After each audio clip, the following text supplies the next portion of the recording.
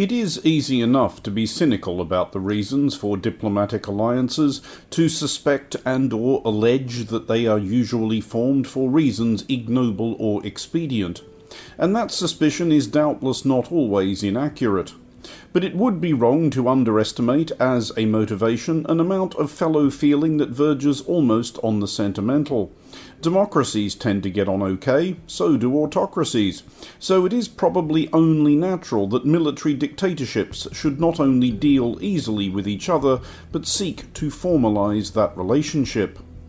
This past weekend in Niamey, General Abdourahmane Chiani, who seized power in Niger in July 2023, welcomed Colonel Assimi Goïta, who seized power in Mali in May 2021, and Captain Ibrahim Traoré, who seized power in Burkina Faso in September 2022.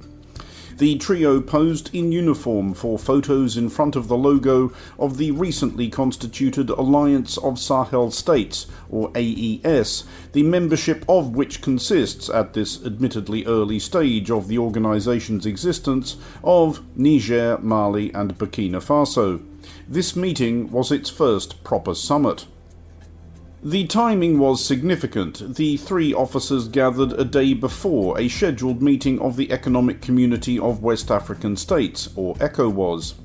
Ecowas suspended Niger, Mali and Burkina Faso after their respective coups, imposed sanctions on Niger and Mali, and even vaguely threatened to saddle up to restore Niger's democracy at gunpoint if necessary. After which Niger, Mali and Burkina Faso all announced that they were quitting Ecowas anyway, so there. It was nevertheless the case that one item on the agenda as Ecowas gathered in Nigeria's capital, Abuja, was the prospect of reconciling with the three rogues. The three rogues appear to have conclusively forestalled this. General Chiani issued an admonishment to the effect that he and his allies were going to create an AES of the peoples instead of an ECOWAS whose directives and instructions are dictated to it by powers that are foreign to Africa. Whoever can he mean, etc.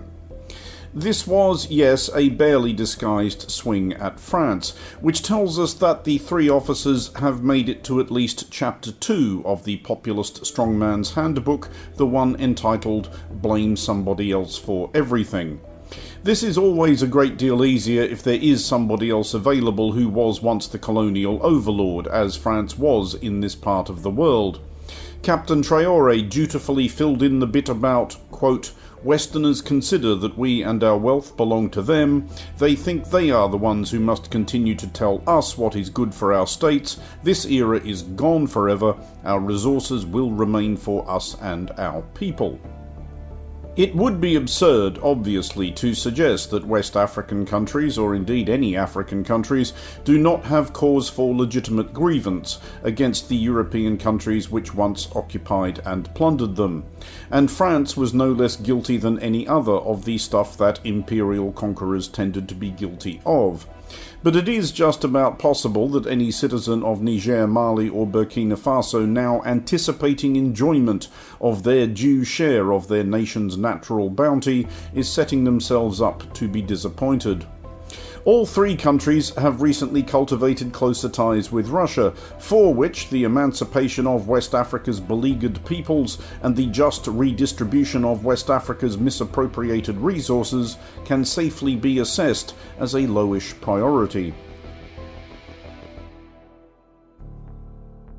By way of illustration of this shift, in just the last few weeks, the last American and German troops stationed in Niger have left. At the US-run Airbase 101 near Niamey, Russian soldiers have begun moving in, doubtless reflecting on the irony that a scorching desert surrounding the dusty capital of one of Earth's poorest countries currently counts as a plum posting, at least inasmuch as it beats being ploughed into a Ukrainian paddock in the course of furthering some Botoxed lunatic's revanchist tantrum. As for their hosts, the three founders of the Alliance of Sahel States are absolutely insistent that the AES represents a final and absolute divorce from ECOWAS. Ecowas, if we may prolong this metaphor, has not quite resorted to weeping in the dark, listening to Graham Parsons albums, but has deputised Senegal's new president, Bassirou Diomaye Faye, as a sort of relationship counsellor, charged with wooing back the three flounces. Ecowas is clearly rattled. The organisation's commission president, the Gambian diplomat Omar Aliou Touré, spoke of concerns that Ecowas could unravel entirely. The anxieties among the remaining members of Ecowas are several-fold.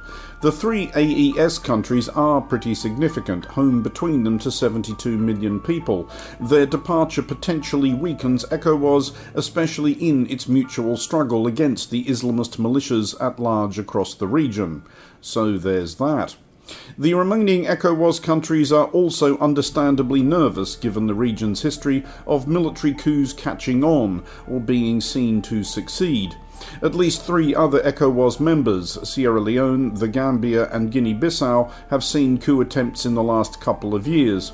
Few have no history at all with the military taking charge, usually greatly to the detriment of the civilian politicians in office at the time. For Monocle Radio, I'm Andrew Mueller.